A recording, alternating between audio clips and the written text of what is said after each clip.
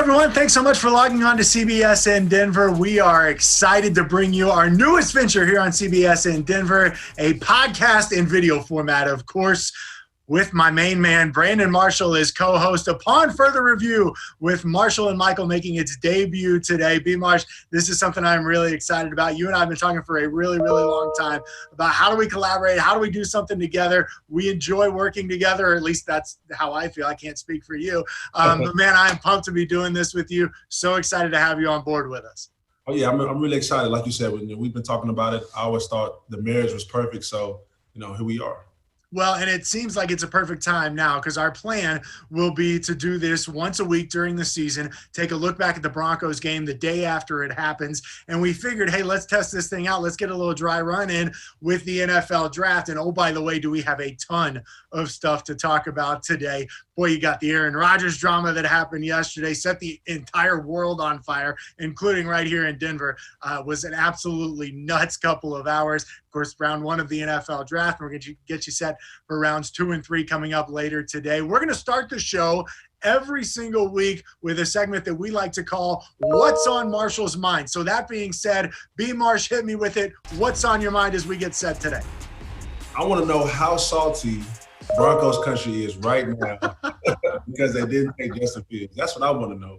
I truly feel in my heart that they are salty. I knew when they announced the pick, I went straight to Twitter because I already knew I could find a lot of gems when it came to people commenting on the draft pick. But, it's crazy. Yeah, I can tell you they are really, really salty. And Brandon, look, I think that so much goes into that, right? Obviously, quarterback here in Denver is always going to be a prime spot and something that people are always going to have the spotlight on. The feeling was, okay, well, they maybe get Justin Fields. And then it becomes, holy smokes, they may have a shot at getting Aaron Rodgers. And then it becomes, Justin Fields is still on the board, and they completely pass and go with Pat Surtain II. I actually really liked the pick. Let's talk about this young guy out of Alabama. Look, he started the last 38 games for the Crimson Tide. And everybody who knows football knows, in order to be a starter at Alabama, you have to be at the absolute top of your game. I look at this pick. I know it is not the incredibly sexy pick. I know it is not a quarterback, but I think they got a guy who can be a starter from day one if necessary and can play in this league for a really, really long time. I agree with you, but I think the problem is he won't be a starter day one. I think that's Broncos country's issue with the pick. It's a top 10 pick. Either you want to get your franchise quarterback of the future or someone who can start day one like Bradley Chubb did and come in and make an immediate impact. Now, I'm not saying he can't, but when you spend money in free agency on Kyle Fuller and Ronald Darby, people are asking, when is this guy going to play? How can he make an impact? Where is he going to play? So, I think he'll get on the field, but I think the issue with that is, when. But, I mean, like you said, the kid looks amazing. He has that pedigree. Surtain, I just looked up his dad. He played 11 years in the league, Pro Bowler, All-Pro. So, he has the pedigree. So I'm excited about him. He has a great build, by the way. He's that typical corner that you want in 2021. He's long, he's fast, he's tall. So, look, I think it's going to be a great pick, 100%. Well, it's kind of like how many corners can you have, right? How many corners do you need at this point? Because you're right, they went out, they got Ronald Darby, they got Kyle Fuller, they have Bryce Callahan, they also have Michael Ojemudia, who was a decently high pick over the last couple of years and seems to be like a really good player. I just – for me, when you're looking at trying to stop Patrick Mahomes and Justin Herbert, and you look at the injury issues that they had over the last couple of years at corner, especially last year, that was a huge, huge problem for them. That's part of the reason why I like it. And I think, Brandon, it's interesting for me to hear you as a defensive guy say, hey, man, I don't know, because I thought you were going to be all on board. Yeah. Hey, I'm on board. It's just I know that – the fan base, if I'm speaking from Broncos country, if I'm thinking objectively, I know, what they're wanting. And actually even my own thoughts last night, I'm like, well, damn, like, when is he going to play? And I'm not saying that he won't be or he can't be a starter sometime during the season, but when you got Fuller, Darby, and then Bryce Callahan, who's a master in the slot, he's like a Chris Harris, you got to keep him in the slot. Where's this kid going to play? But look, as a defensive individual, I would love more help on defense. 100%. I love it. They already have the edge rushers. They have the inside linebackers. even though I thought they could have got more athletic at inside linebacker, but clearly they're truly really high on Josie and Alex and Alexander Johnson. But I think it's gonna be a great pick. It's gonna be a great pick. Oh, eventually it's gonna pan out for sure. Yeah. Did you think they were gonna go Justin Fields, and would you have been okay with them going Justin Fields? No, I didn't think they were gonna go Justin Fields though, because they just traded for Teddy Bridgewater. Mm-hmm. I'm like, there's no way they're gonna pick another quarterback. I didn't see it. It was a classic move that they do before the draft. They fill a need so they don't have to draft that need.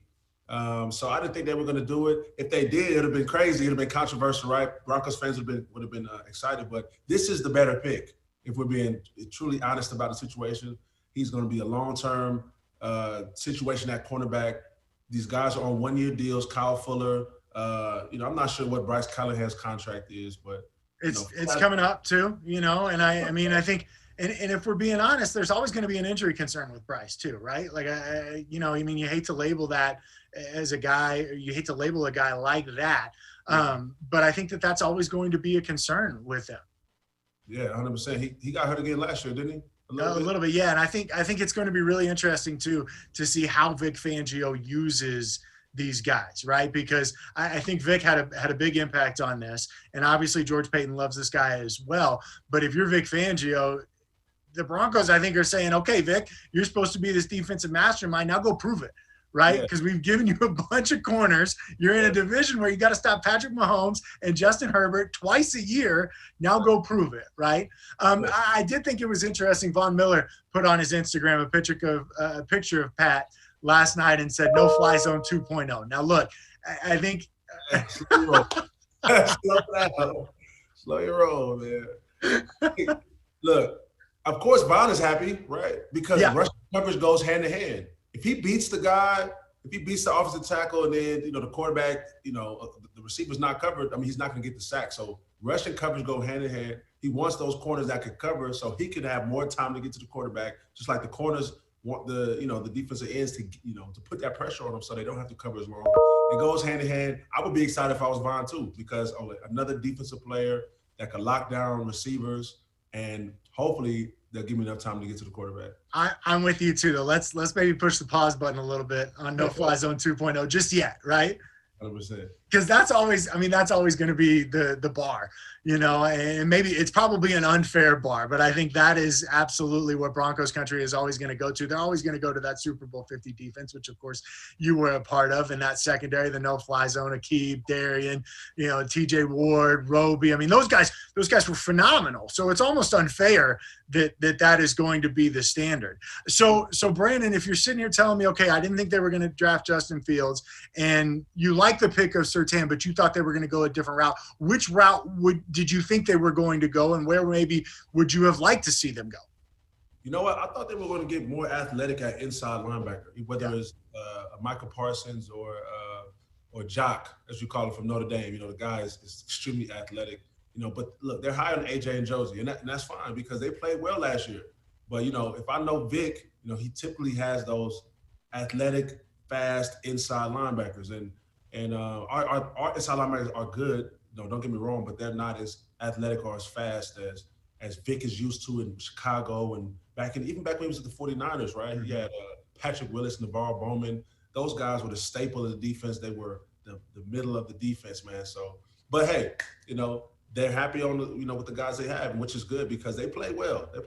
Well, and I still think that's a position of need for them just to add some depth, right? As we get into the second round later on Friday and the third round and fourth round, I would be shocked if they don't try and add some depth at inside linebacker. And that's not necessarily a knock on Josie or Alexander, because I think those guys played pretty well last season. And I think that the Broncos feel like those guys can continue to get better, especially Alexander Johnson. But I do think that they need to add some depth there. And when I look at this roster moving forward, that to me is kind of what the next couple of days are all about, is adding depth, because it feels like they know who their starters are going to be.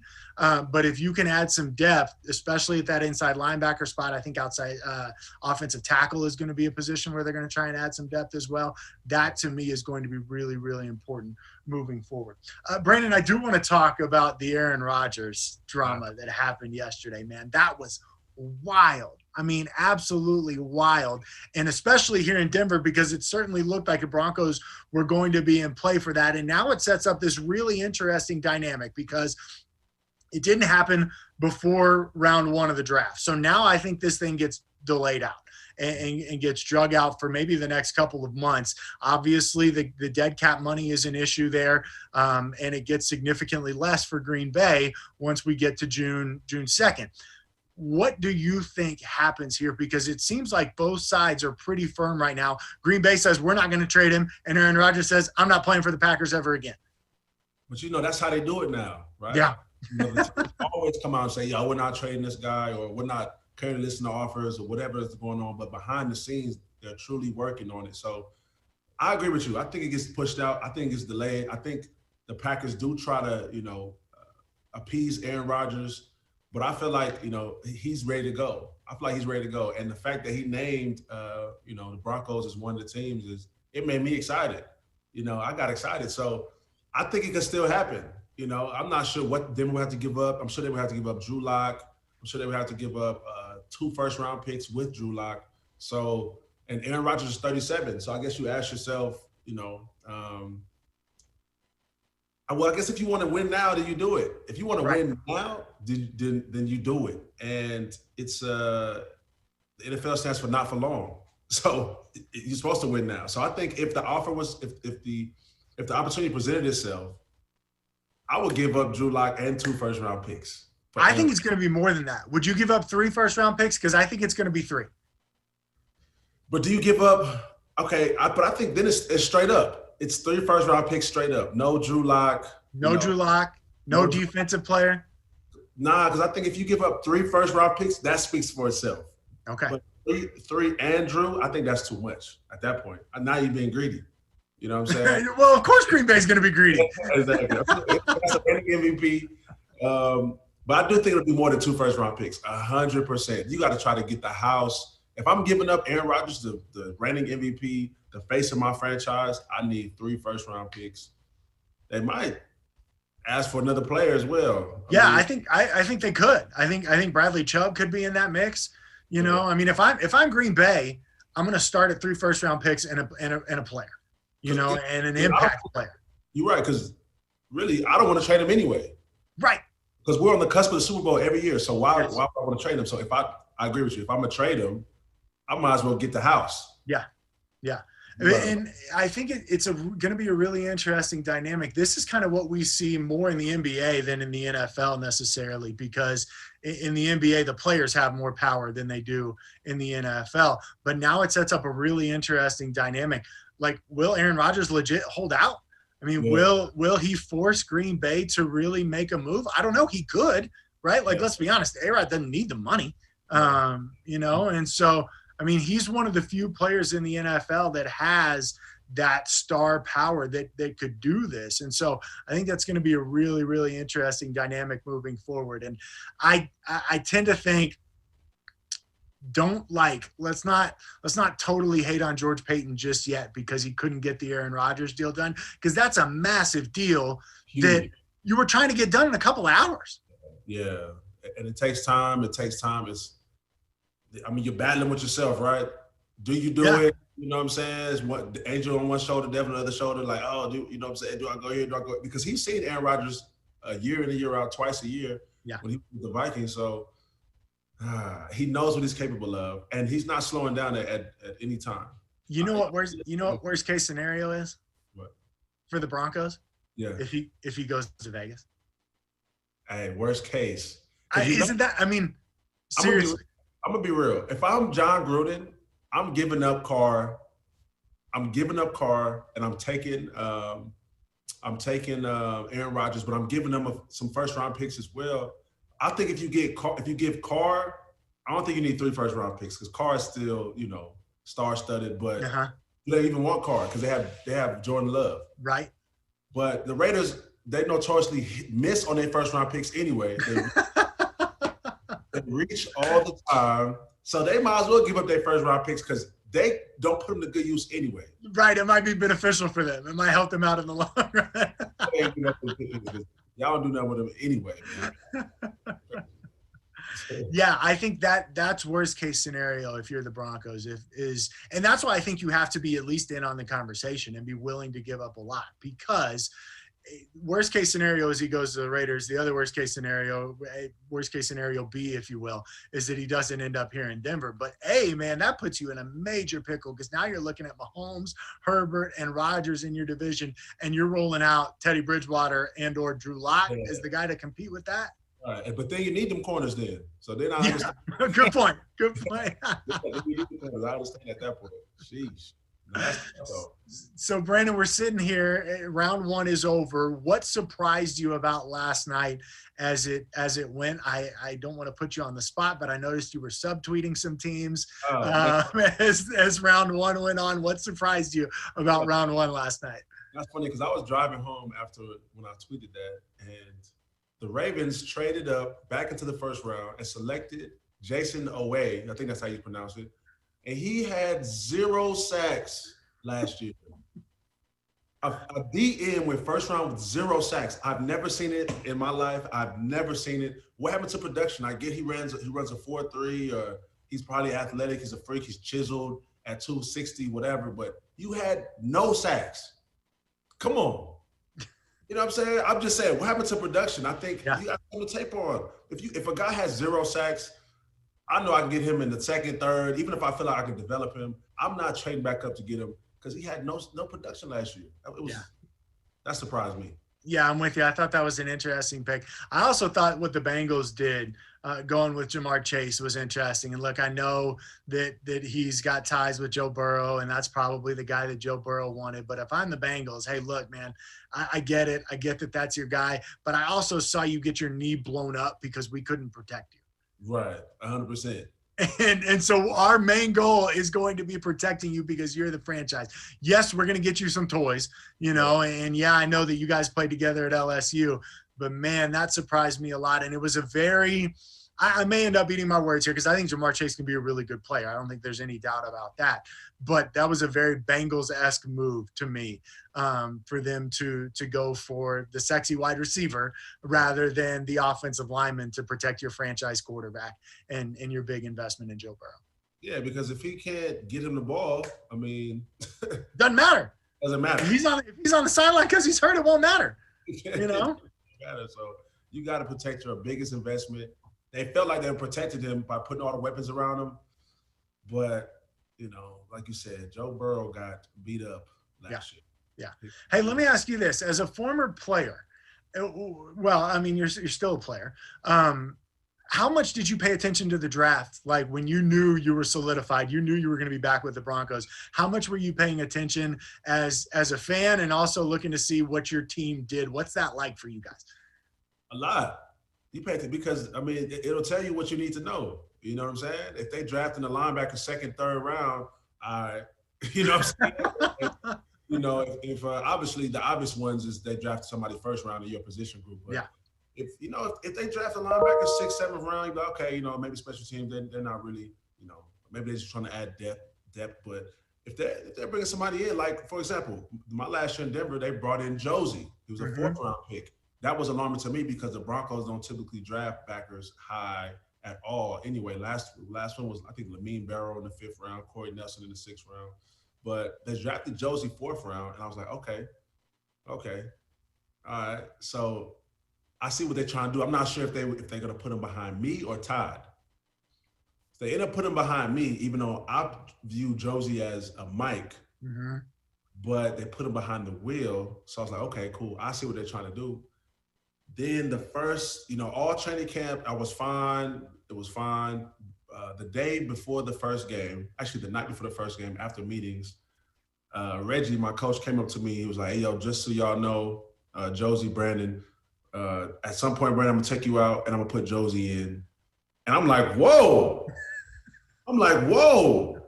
This hasn't happened to me. You know what I'm saying? I've been the clear-cut starter for years. And for that, I knew it. I'm like, okay, so they drafted this kid on purpose. They knew my contract's coming up as far as how much money I'll make the next year. They're trying to get me up out of here. So, yeah, hell yeah, pay attention to it. So do you think that's an organizational decision or like you think that's just on the coaches? Because to me, it sounds like if it were just on the coaches, wouldn't they want you on the field? Nah. Because look, even though I was hurt all that year, and that's the one thing I regret the most, that I didn't have a chance to compete and show them that I was the one. Like, I wasn't going anywhere, but I hurt my knee, so I couldn't even show them.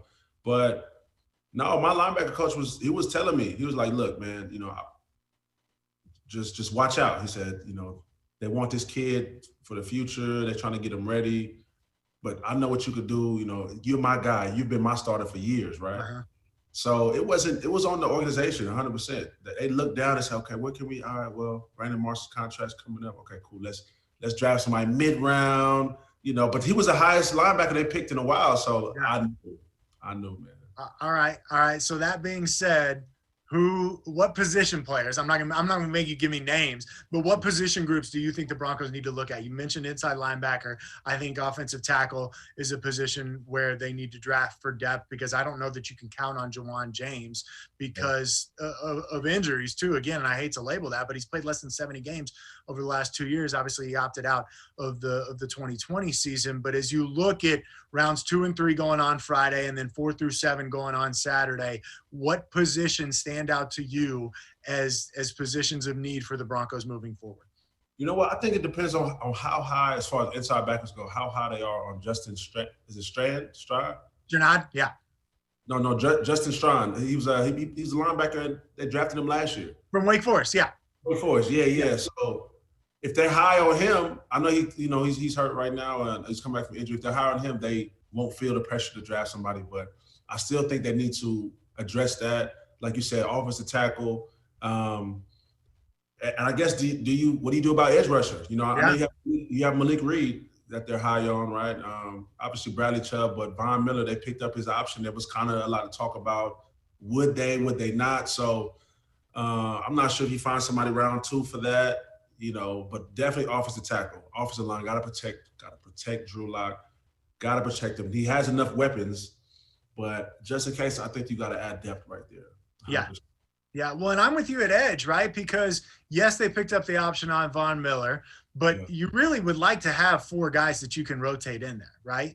And right now you have 3 when you're looking at Von and Bradley and Malik Reed. And let's be honest, injuries are a concern there too, And so I think you've got to prepare for that. And who knows what's going to happen after next season with Von Miller's contract. And I think Von wants to be here for life. I honestly believe him when he says that, but who knows what's going to happen.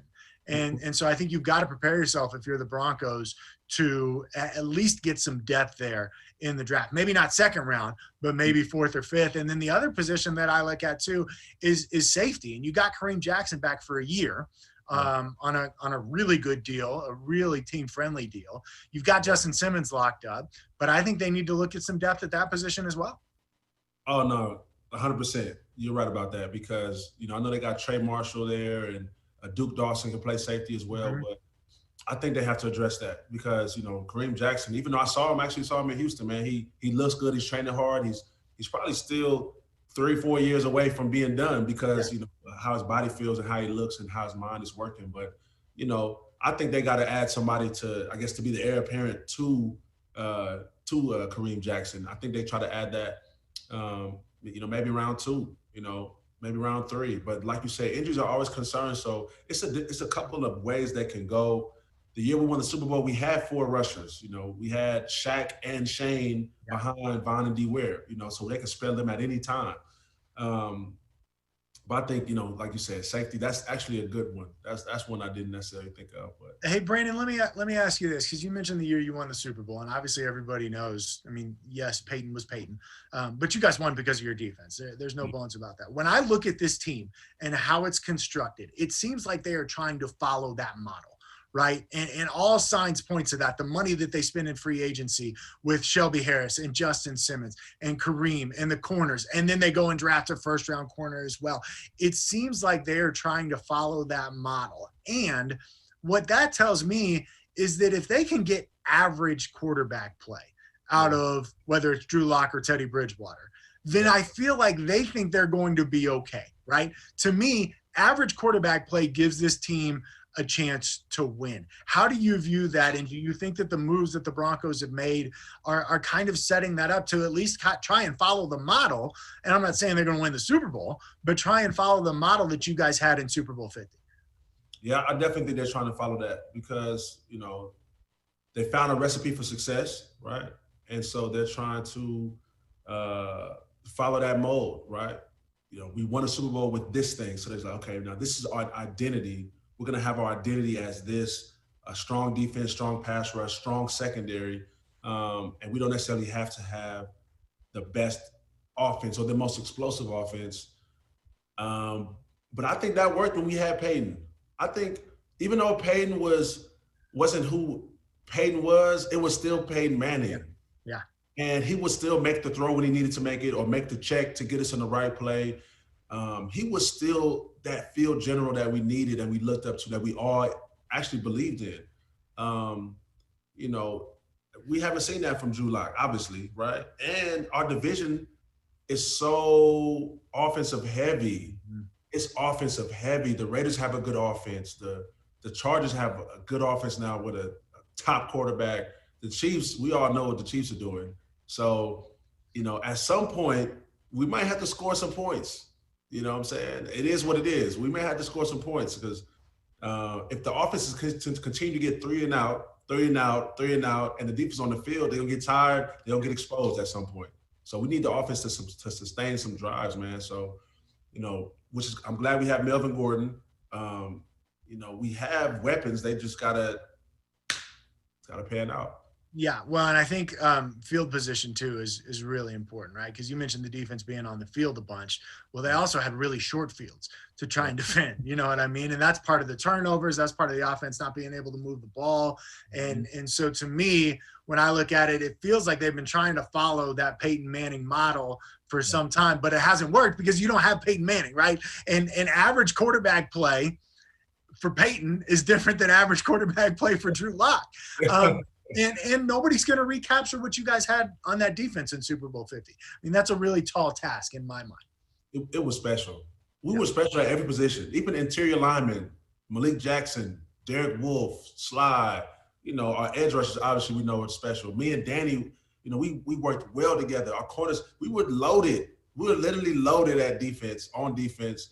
And we had the right coordinator for it and the right mindset to be dominant week in and week out, So where's this defensive identity? And I know they're good. They're great in the red zone, by the way. They're a really good defense.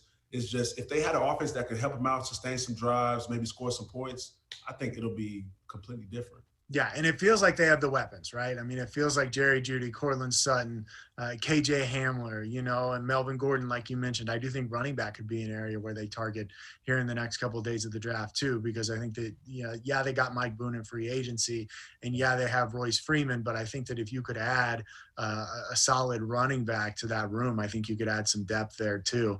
And then it's going to fall on the quarterback, right? Why do you think they got rid of Phillip? Because they paid Melvin Gordon $8 million last year.